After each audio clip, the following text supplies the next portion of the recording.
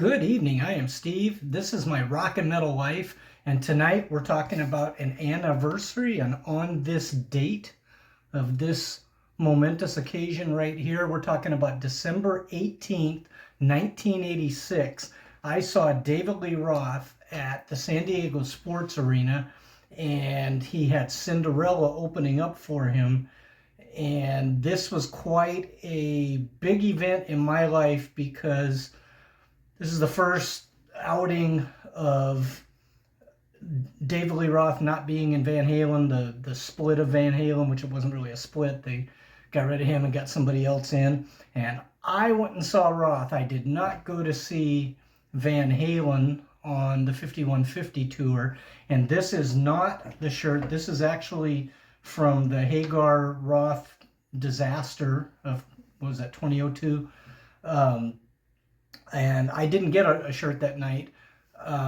But here's the story, and it kind of pains me to say this. When Roth was ousted from Van Halen, I went with Roth. And that's a strange thing to be saying out loud. But that's how it was at the time. I felt like, Edward and Alex were, just couldn't go along with it.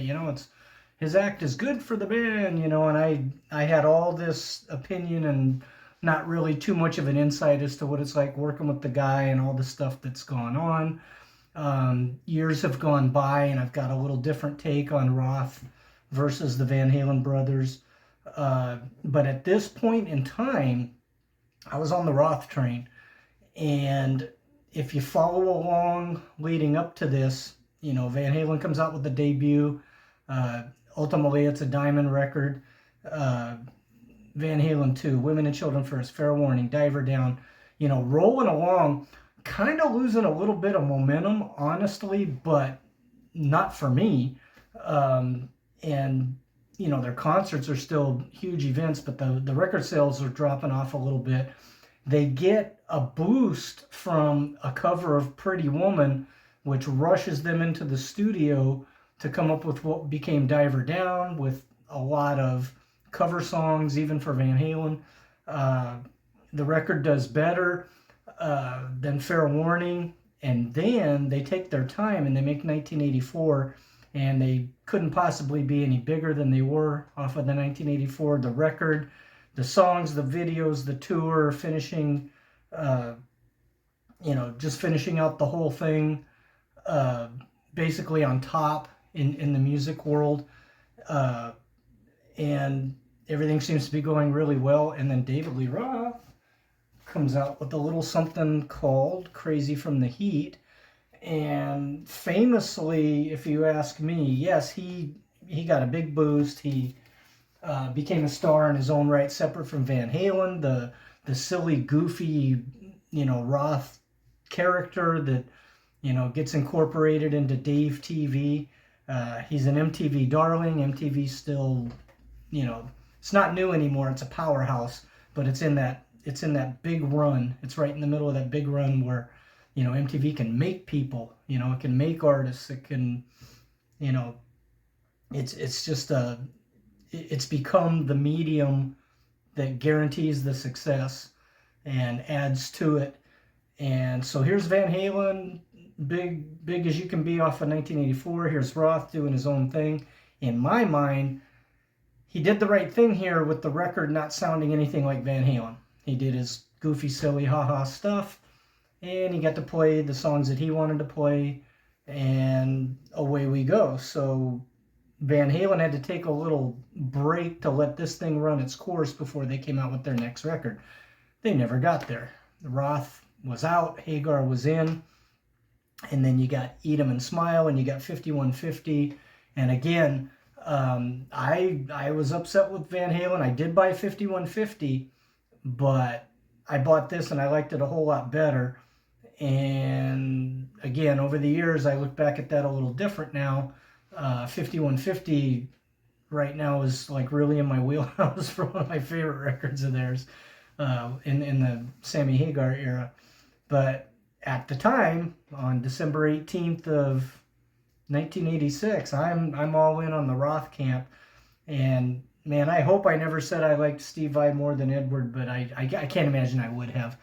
Um, but Steve Vai came in, and Roth came out with Eat 'Em and Smile, and he out Van Halen, for a short bit there. He had Yankee Rose on the radio and on MTV. So he did really good, and he had a couple of really good tours. If you go, play the story all the way out, Roth kind of petered out. His album sales didn't match Van Halen's. Sammy Hagar and Van Halen was, nothing but #1 records and huge sales. And Roth did really good for the first two, Eat 'Em and Smile and Skyscraper. And then what happens after that? I think Roth is a casualty of the 90s, whereas Van Halen isn't, because even all the way on to Balance, Van Halen was topping charts, and that album sold really well. And then what got Van Halen, I think, was one lead singer changed too many, and that's where Van Halen 3 kind of fell flat. And the songs on Van Halen 3 aren't what they'd been putting out. But anyway, Roth, he did the first two, really good on Skyscraper. And then A Little Ain't Enough, I like a lot. I really like that record. But that was where the brakes started being put on. And then Your Filthy Little Mouth and everything after it didn't hit. So, he's still David Lee Roth. He's very well known, and he's everything he does gets a lot of attention to this day. He's got a book coming out January 1st, and something about how David Lee Roth took over the world, something along those lines is the title. I will be getting that. I will be reading it. But tonight, we're going to talk about the show in December of '86. And it was an extravaganza. It was Roth trying to outdo Van Halen's stage show and everything. And it was wonderful.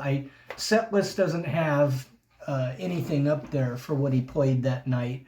But he did very famously have, he had the surfboard that came out over the audience and all that. And it was a terrific show. Steve Vai did his thing, kind of filling the Edward Van Halen role. But, Roth always did a really cool thing. He took out a really good band with him, and he had Cinderella that night. And this band, I didn't know who they were. I showed up at the arena, and the guy I was going to go with didn't show up. He had his ticket, I had mine. And I sat there, by myself, but of course with an arena full of people. But anyway, I watched Cinderella come out, bam, right between the eyes. Those guys were so good. And I was a guy that all through this whole era, I didn't get concerned at all about the makeup, the garb, any of that stuff. And I know Cinderella's kind of been crucified as a glam band namely because of this album cover, and then the videos they made, kind of put them in a category with Poison and people like that. And I just never, I was baptized, live in a live show, and I saw and I felt how good they were. And I remember thinking flipping the guitars, man, that's, I haven't seen anybody do that. That was kind of cool. So to me, they had it all. And as we know, they went on to be a more bluesy sounding heavy rock band. But I heard it on this night, and I hear it on this record. I hear, the blues, the heavy blues influence, and it's in the songs. And sure, they got metal songs. And of course, they got the ballad. But according to Setlist, they came out and they played Once Around the Ride, Nothing for Nothing, In From the Outside. That's a song that really stuck out to me in concert, In From the Outside. That one I remembered. And I was like, oh, I was thinking while I was watching them, man, I got to know who these guys are. Somebody Save Me, Night Songs. I remember that even though I hadn't heard it or seen the video, but that one made an impression. Push Push. It says Blues Jam, in parentheses, San Diego Blues. Don't know what that means. Nobody's Fool and Shake Me. And I didn't know Nobody's Fool or Shake Me. I didn't know anything from these guys. And I made a note, and I I stuck to it. I went out the next day and I bought the cassette of Night Songs, and I've been a huge fan ever since. They were fantastic. And like I say, Van Halen pretty famously toured with, there's some odd opening bands for Van Halen over the years. Baby Animals. I saw him with the Fools. I saw him with After the Fire.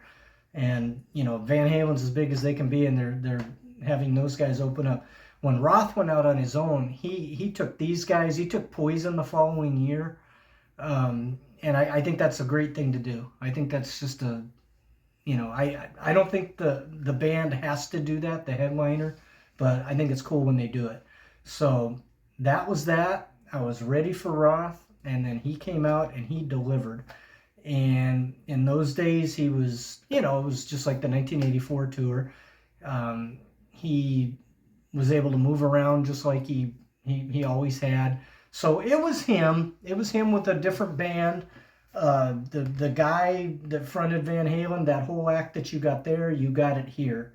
If anything, he had more costumes and, more colorful, that kind of thing.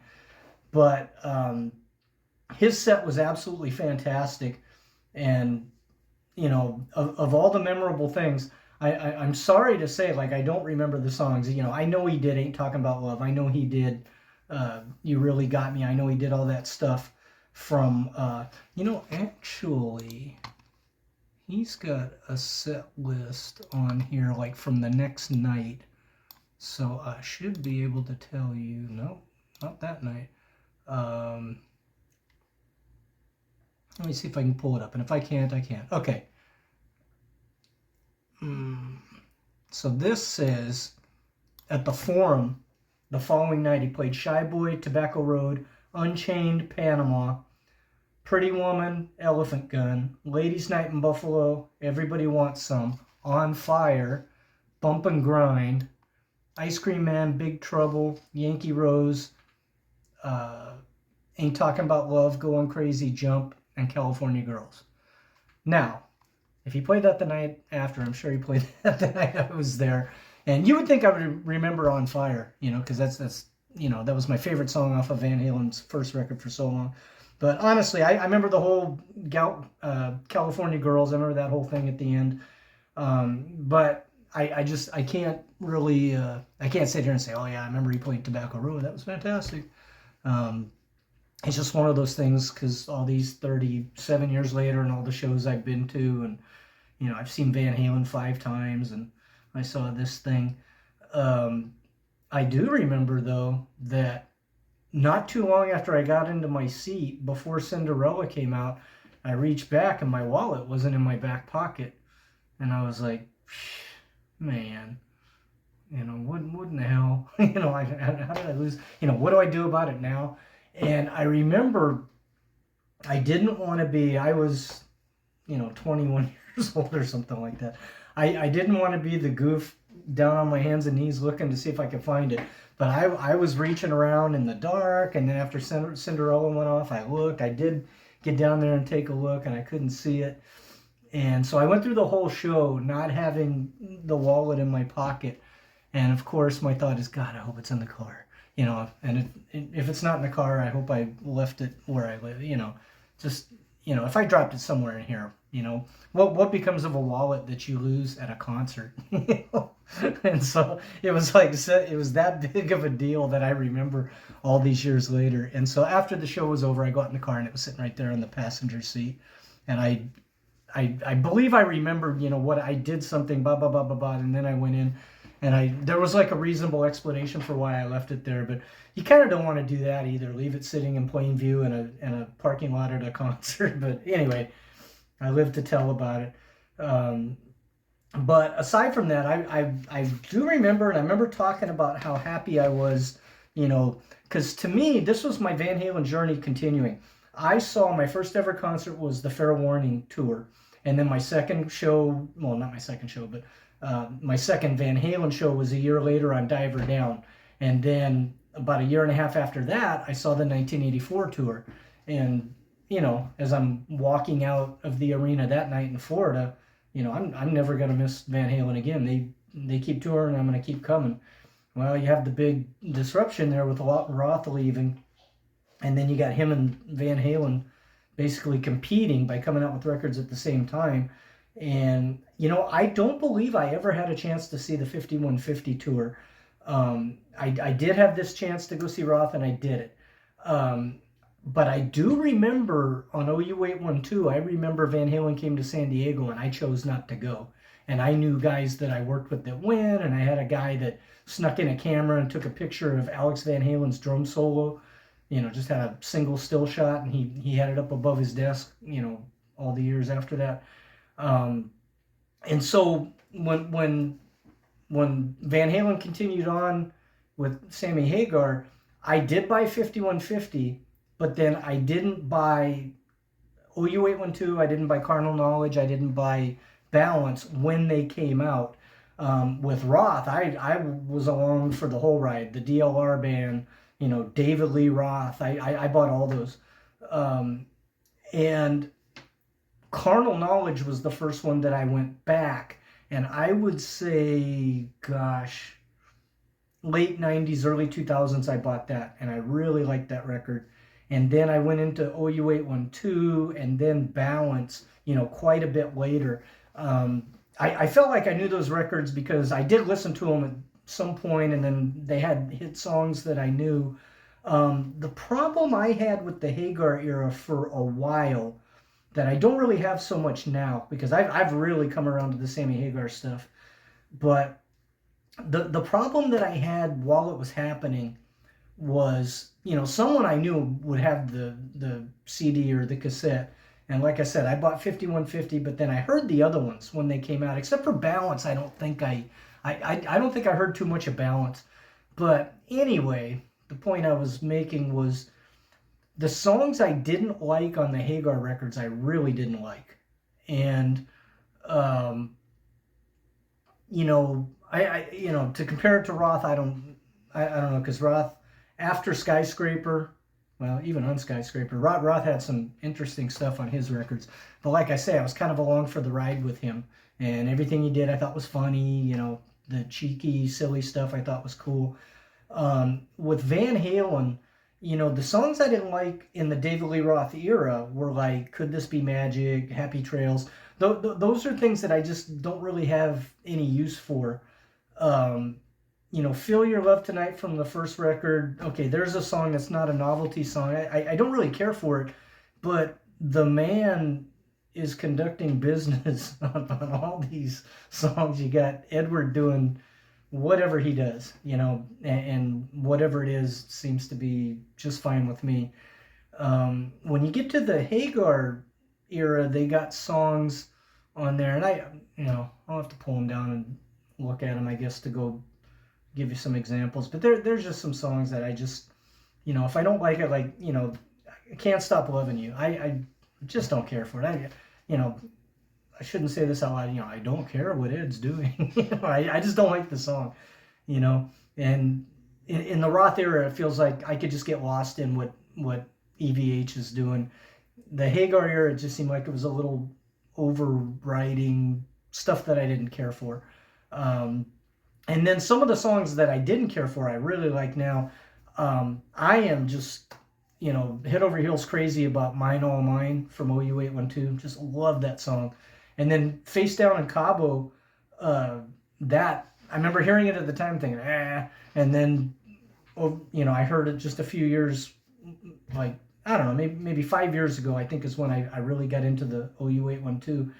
And I heard that song like a different way.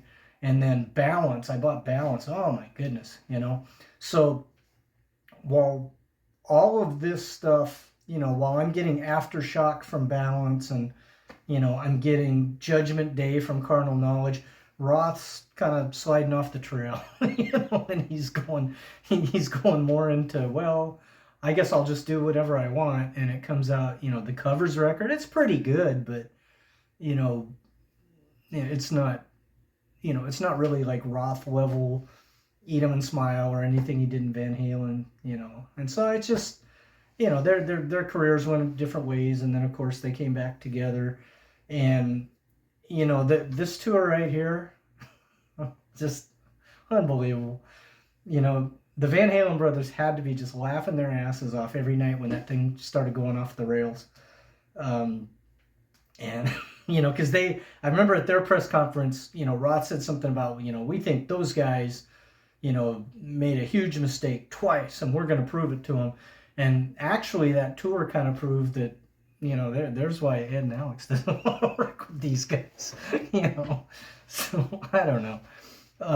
The Van Halen camp, unfortunately, is kind of dysfunctional. But the brilliance is there. It remains. I've got it all. I got CDs, I got cassettes, I got my memories, what's left of them, got my tickets. So, yeah, this was a snapshot in the whole journey, the whole Van Halen journey. And gosh, I guess I was thinking Roth was going to leave them behind, maybe. I don't know. It's just it's fascinating to sit here and try and think of what I felt like, because I remember I was energized. When Eat 'Em and Smile came out. Yeah, there it is. See, he's gonna rock. Well, he is for a while, and then as we found out, he's gonna do more of the character and more of that stuff. So anyway, really good night for me at the time. I was just crazy happy. It was kind of like the string, being the chains unbroken. I'm continuing on, and this is going to go on forever. It was how I felt. It went on for quite a while, but it had some twists and turns. And then when they did come back together, in my opinion, it wasn't the same. And when they got back at first and toured, I saw him in, what was that, 2007 or 2008. I saw Van Halen with Roth. It was good. It was great. Glad to be there. But, Roth was so different by that time that it, kind of changes the whole thing for me a little bit. And then that last tour in 2015, we made the conscious decision to not go see it because of Roth, because we'd been going to so many shows, and I was like, and of course I feel awful because Ace never got to see him, and we could have gone probably to the Hollywood Bowl shows at the very end there, and we didn't do it. And so Ace never saw Van Halen, and my whole thing, I've seen him 5 times, plus I saw Roth. But anyway, on this evening, all was well with my world. I wasn't so much in the Van Halen camp, but they were doing just fine without me, and Dave was doing pretty good too. So that's it. Pretty good anniversary on this date, 1986.